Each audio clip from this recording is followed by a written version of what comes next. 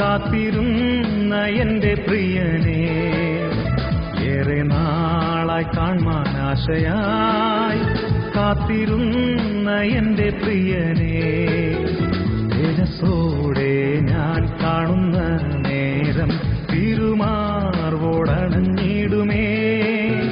തേജസ്സോടെ ഞാൻ കാണുന്ന നേരം തിരുമാർവോടണഞ്ഞിടുമേ. ഇവിടെ നടക്കുന്നത് ഒരു ശവസംസ്കാര ശുശ്രൂഷയേക്കാൾ ഉപരിയായി ബഹുമാന്യ ദേവദാസന്റെ ഒരു ഗ്രാജുവേഷൻ സർവീസായി ഇവിടെ നടക്കുന്നത്.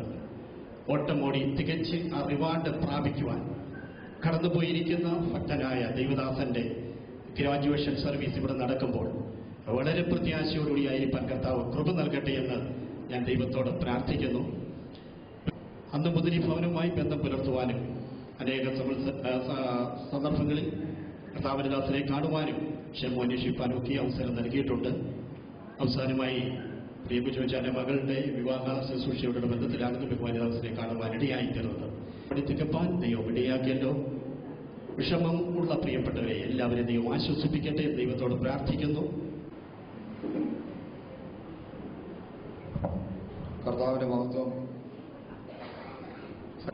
പ്രിയപ്പെട്ടവർക്കും പ്രത്യേകിച്ച് ദുഃഖാർത്ഥരായിരുന്ന ഫാമിലി മെമ്പേഴ്സും കർത്താവിനാമത്തിൽ വന്ദനം അറിയിക്കുന്നു. തന്നെ വിളിച്ച വിളിയുടെ ഉറപ്പോടുകൂടി നിശ്ചയദാർഢ്യത്തോടെ ചെയ്തെടുത്തു എന്നുള്ളത് നമുക്ക് ഏവർക്കും അറിയാവുന്ന കാര്യമാണ്. പ്രിയ കർത്താവിന്റെ ദാസൻ ചെയ്ത ശുശ്രൂഷകൾ കഴിഞ്ഞ രാത്രി നടന്ന മീറ്റിംഗിൽ ചിലർ സാക്ഷ്യത്തോടെ പ്രസ്താവിക്കുന്നത് കേട്ട് ഞാൻ സന്തോഷിക്കാനിടയായി. ഇവിടെ കൊണ്ട് അവരുടെ എല്ലാം പേര് പറയുവാൻ സമയമില്ല.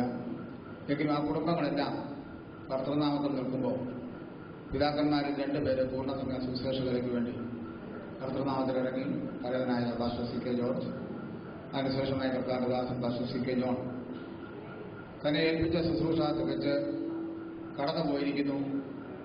ഇത് ഈ ജീവിതയാത്രയിലുള്ളതായിരുന്ന ഒരു സ്ഥലം മാറ്റം മാത്രമാണ്. ഇനി വീണ്ടും ഈ ദൈവദാസനെ നമ്മൾ കാണുമെന്നുള്ളതാണ് ക്രിസ്തീയ പ്രത്യാശ. നമ്മുടെ ദുഃഖവും പ്രത്യാശയും പങ്കുവച്ചുകൊണ്ട് എന്റെ വാക്കുകൾ വിരമിക്കുന്നു. ദൈവം നമ്മെ സഹായിക്കട്ടെ. സമയം നീട്ടരുതെന്ന കാര്യം പ്രത്യേകം ഒരു പ്രാവശ്യം ഓർപ്പിക്കുന്നു. ധാരാളം പ്രിയപ്പെട്ടവർക്ക് ഇനിയും സമയം നൽകേണ്ടതുണ്ട്. തുടർന്ന് പാസ്റ്റർ കെയോ കുഞ്ഞു തലച്ചിര കർത്താവിന്റെ ദാസൻ ചില വാക്കുകൾ ചർച്ച് സൗദി പ്രിയപ്പെട്ട ഒരു വേഗത്തിൽ ഓരോ വാക്ക് മുൻപോട്ട് കടന്ന് സംസാരിക്കും.